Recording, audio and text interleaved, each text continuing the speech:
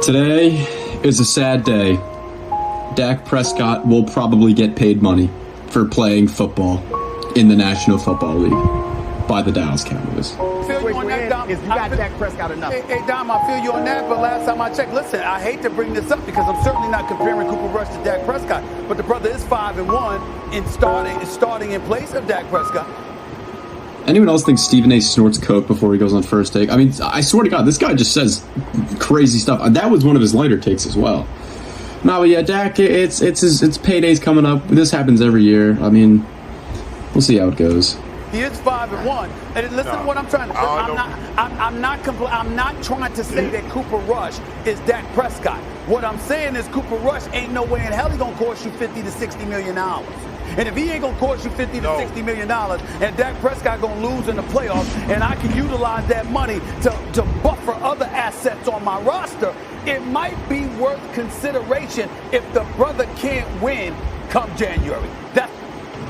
So yeah, it's the annual. This QB is probably going to get paid a lot of money.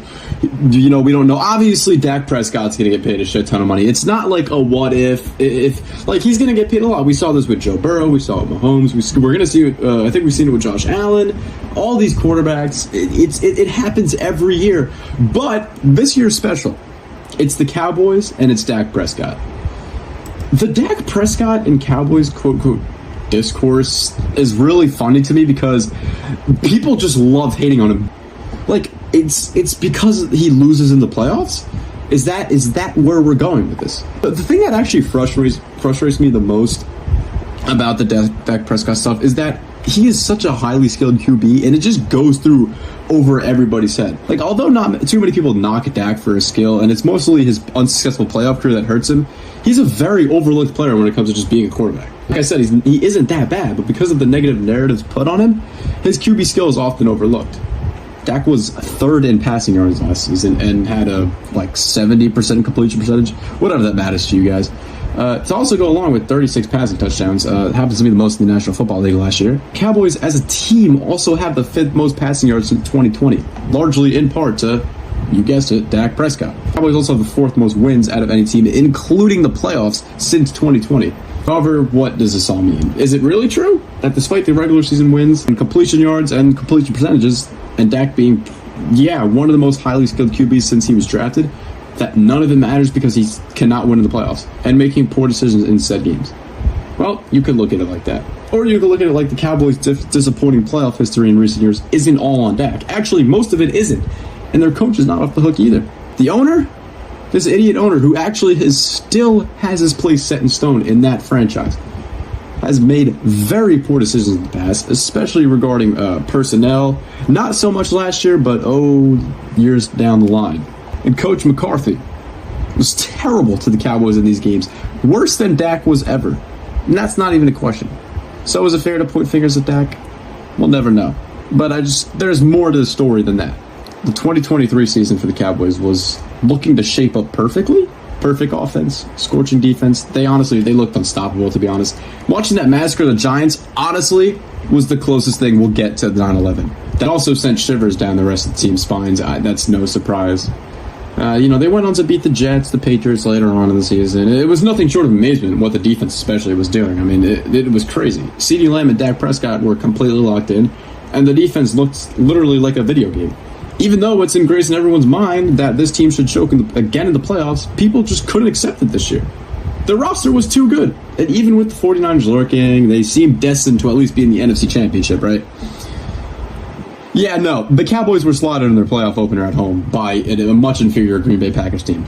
To their credit, now Green Bay's proven themselves to be a team to be reckoned with, but there was no reason for the Cowboys to get shit on that badly. And what do you know? There they were. The whole media clowning Dak Prescott on the Cowboys right off the bat. And of course, yours truly, Stephen A. Smith, Mr. Snort, who again made it his personal mission to create entire segments not even talking about how they lost or what went wrong, just bashing them. And to be honest, and to be fair to Stephen A., I think his stuff's hilarious. He's a hilarious person. He's obviously just put it on an attitude for TV. I like his stuff about the Cowboys. It's hilarious. And I'm not even a Cowboys fan. And I do hop on the hating them as America's team bandwagon more than most people. However, this is just getting silly to me now, and I can't wrap my head around why not only you're going to shit on a team who clearly does have their own problems, but still is a winning franchise, which is something that not a lot of NFL teams get the luxury of saying, and for Dak Prescott, who, in my opinion, or just in general, should be in MVP talks every year. Not this about the playoffs or that about him choking. He's a highly skilled quarterback, and you could back that up with statistics or by just watching game. That's period, the end. Nothing about a playoff loss should ever be brought up when talking about Dak Prescott as quarterback, and that's kind of what I've been aiming towards in this video. Now we get to the leadership and money, the fun stuff with Dak. Now, I'm not going to go out here and say that Dak is this great person who deserves all this money, because there are legitimate reasons why a team wouldn't pay him. However, like we saw with CeeDee Lamb, you can't just let a guy like Dak walk, or at least not pay him a fortune. He does deserve it. Dak should be getting paid by the Cowboys a pretty generous amount. That is if they want to keep things tight, and if they want a nice record to look at the end of the season. And yeah, the reality is they choked and they don't do good in the playoffs.